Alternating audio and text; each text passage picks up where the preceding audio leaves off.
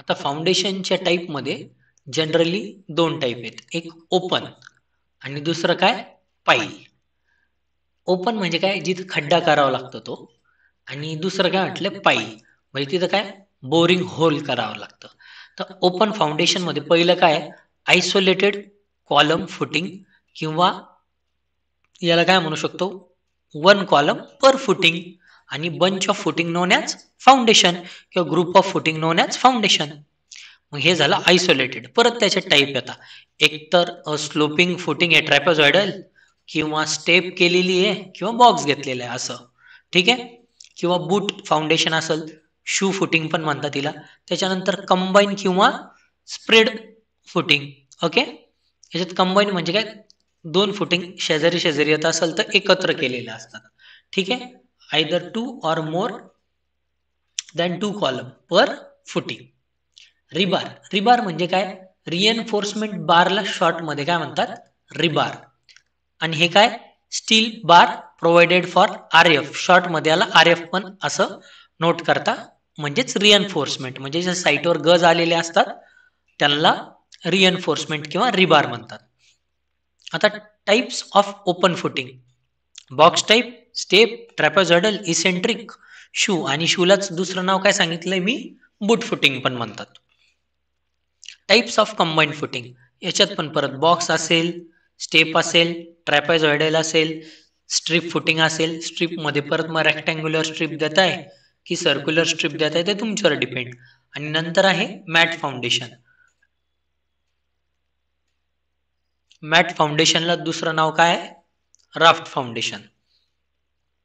आता तुम्ही ह्या डायग्राम मध्ये बघू शकता, हे पिट एक्सकॅव्हेशन केलं म्हणजे खड्डा खणलेला आहे, आणि इथं तुम्ही हे राफ्ट बघू शकता. राफ्ट म्हणजे मॅट म्हणजेच काय चटई, तसंच त्याला दुसरं नाव राफ्ट आहे. तर पूर्ण एक्सकॅव्हेशन करून घ्यायचं आणि त्याच्यावर पूर्ण कॉन्क्रिटिंग वर्क करायचं, आणि त्यात रिबारची जाळी जी आहे ती खालीवर मारायची टॉपला आणि बॉटमला. ते राफ्ट फाउंडेशनच्या अंडर येतं. हे कॉस्टली जातं, पण याची जी लोड घेण्याची कॅपॅसिटी असते ती चांगली असते. ठीक आहे. आता इथं पीसीसी दाखवली आहे. पीसीसी ला दुसरा शब्द लेवलिंग कोर्स पण आहे. आणि पीसीसी का करतो तर आपण ती लेवल काढण्यासाठीच केलेली असते. आणि दुसरं की डायरेक्ट फुटिंग ही तुम्ही मातीच्या कॉन्टॅक्ट मध्ये रेस्ट केली तर काय होतं, जे तुमचं वॉटर टेबल असतं ते व्हॅरी होता, बट डायरेक्ट जे पाणी जे असतं ते याला फुटिंग पाण्याच्या कॉन्टॅक्ट मध्ये येते, आणि त्याच्यातले जी रेनफोर्समेंट असते ते गंजण्याचे काय असतात चान्सेस असतात. त्यामुळे पीसीसीचा दोन फायदे होतात, एक डायरेक्ट हे जी फाउंडेशन आहे किंवा फुटिंग आहे ती मातीच्या कॉन्टॅक्ट मध्ये येत नाही, आणि दुसरं काय तुम्हाला एक लेवल सरफेस भेटतो. आता इथं कॉन्क्रीट. कॉन्क्रीट हे कसलं मिक्सचर आहे, सिमेंट, सँड, ॲग्रिगेट आणि वॉटर. सिमेंटमध्ये परत दोन टाईप येतात, एक ओपीसी आणि एक पीपीसी. तर लक्षात कसं ठेवा, ओ फॉर ओताई. ओताई म्हणजे काय कॉन्क्रिटिंग. जे कॉन्क्रिटिंगला वापरणार आहे ते ओपीसी सिमेंट वापरा, आणि पी फॉर प्लास्टर लक्षात ठेवा. म्हणजे तुम्ही प्लास्टरिंगला किंवा विटांचे सांधे भरायला जे सिमेंट वापरणार आहे ते पीपीसी वापरा. ओपीसी म्हणजे काय ऑर्डिनरी पोर्टलँड सिमेंट, आणि पीपीसी पोझोलोना पोर्टलँड सिमेंट. हे पीपीसी प्लास्टरला का वापरायचं, कारण त्याचं हीट ऑफ हायड्रेशन जे असतं ते कमी असतं, त्याच्यामुळे प्लास्टरला काय क्रॅक्स वगैरे जात नाही. आता सँड. सँड जी आहे ती तुमची जी सीव ॲनालिसिस करतो त्याच्यातून पास झालेली सँड वापरायची. शक्यतो काय पाहिजे, लेस दॅन 4.75 mm वाली सँड तुम्ही प्लास्टरिंगला वापरू शकता. ॲग्रिगेट. ॲग्रिगेट मध्ये किती, अर्धा पावणा मिक्स म्हणतो, म्हणजे 12 mm ते 20 mm चे जे खडी असणार आहे ती तुम्ही कॉन्क्रिटिंगसाठी वापरा. आणि पाणी, water cement ratio generally 0.4 to 0.6 घेतो. आणि माती वापरताना शक्यतो नॅचरल सँडच वापरायची, कारण जी रिव्हरची सँड जी असते ती चांगली असते. जी आर्टिफिशियल सँड असते तिचं एवढं प्रॉपर बॉन्डिंग होत नाही. पण आता काही ठिकाणी ही जी रिव्हर सँड अवेलेबलच नसते, मग तिकडे ही सबस्टिट्यूट आहे आर्टिफिशियल सँड. आता पोझोलोना जो आहे तो ऑर्डिनरी सिमेंटमध्ये ऍड केले एक्स्ट्रा मटेरियल. ठीक आहे. का तर त्याचं हीट ऑफ हायड्रेशन कमी करायला. IS 456 जो आहे 2000 तो आहे RCC साठी. तुम्हाला अनेकदा इंटरव्ह्यूला विचारलं जातं कॉन्क्रीट मिक्स डिझाईनचा कोड कुठला, तर तुम्ही घाईघाईत हाच 456 सांगता, तर तो नाहीये. कॉन्क्रीट मिक्स डिझाईनसाठी कुठला आहे 10262. कुठला 10262. आणि RCC डिझाईनचा आहे 456. ठीक आहे. हा 10262 पूर्वी 2009 सालचा जुना होता. 2019 साली पुन्हा नवीन अपडेट होऊन आला आहे. तर तुम्ही शक्यतो नवीनच कोड वापरा. ठीक आहे.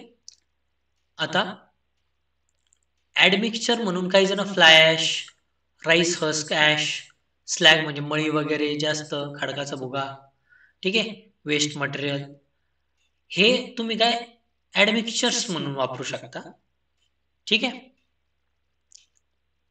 ओपीसीचा जो सेटिंग टाइम आहे तो काय कमी आहे पीपीसी पेक्षा. ओपीसी मी पहिले सांगितलं, ओ फॉर ओताई लक्षात ठेवा, म्हणजे कॉन्क्रिटिंगला आहे, म्हणजे कॉन्क्रीट काय होणार आहे लवकर कडक होणार आहे. सेटिंग टाइम म्हणजे काय त्याचा कडक होण्याची जी प्रक्रिया असते तिला सेटिंग टाइम म्हणतो आपण. आणि पीपीसी सेटिंग टाइम काय आहे थोडा जास्त वेळ लागतो याला सेट व्हायला.